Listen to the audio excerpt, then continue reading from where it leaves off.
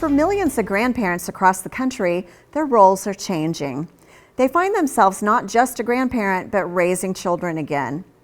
Kristen Crowley shows us the push to support more grandparents who are raising children for the second time in their lives.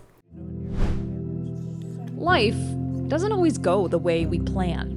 When your youngest son became an adult, did you think, that's it, my parenting days are over? It's funny you asked that. Sue Turner, a mother of 3, had life all figured out when she became an empty nester. My plan was, when he graduated, I was going to go on a cruise for myself. Did you ever get to go on that cruise? No, ma'am. Instead, Sue traded in the sun and the waves for diapers and formula. About 12 years ago, Sue got a phone call letting her know she had a newborn grandson. But the call wasn't just to let her know he arrived. It was to ask her to take him home. His parents couldn't care for him, and the baby was born with drugs in his system. He otherwise would have been taken to foster care.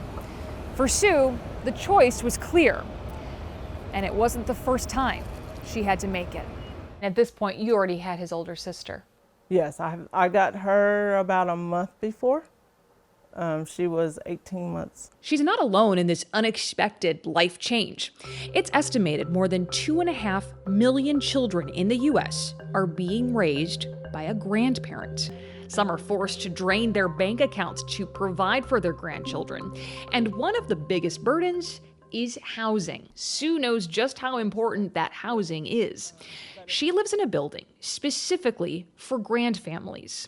All 36 units at Pemberton Park in Kansas City, Missouri, are dedicated to grandparents raising their grandchildren. If this apartment for grand families didn't exist, where do you think you'd be right now with your grandchildren? Struggling. Pemberton Park is the only one of its kind in the region. We had a waiting list the day that we opened. Ed Lowndes is the executive director of the Kansas City, Missouri Housing Authority. He says not only does the building provide the space needed for grand families and amenities like a playground for children, the rent is based on what the grandparent can afford, no more than 30% of their income. He says without this complex, finding housing that fits the needs of both generations is not easy. The focus still seems to be on either family or elderly, but not that combination. So we're very proud of what we have here today. Had there ever been talks of bringing more of them to this area? There have. The biggest impediment is funding. This is my purpose right now. For whatever reason, that's what Lord wanted me to do. Sue is still making plans. Oh, that's basketball? Okay. But now, at 65, they consist of raising her grandchildren to be good people who go on to higher education, who live happy lives, and eventually, when the time is right. My goal is still to go on that cruise. God bless these wonderful grandparents that step up and raise these grandchildren. Yeah. And what an impact that they're going to have on the years to come, raising these you're people. seeing this happen more and more and more. Either the child, their children are addicted to drugs or things like that, or killed, Yeah. you know, Or car accidents. or chronic And, medical conditions. Yep. I mean, you're just seeing it such more often. And them coming up with that concept. Love I mean, it. maybe Yeah. other people will model that. Maybe other cities will model that.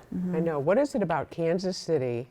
There's such creativity out of nowhere. It's so random and so beautiful and so creative. Yeah. Well, that's our nature. I love that the apartment building was on a sliding scale for the rent and no more than 30%. And if we could do that for our aged community and for these grand families. I'd really like to see more builders and more contractors address this population shift that we have and build more housing for older Americans and then the grand families too. Right. That's amazing.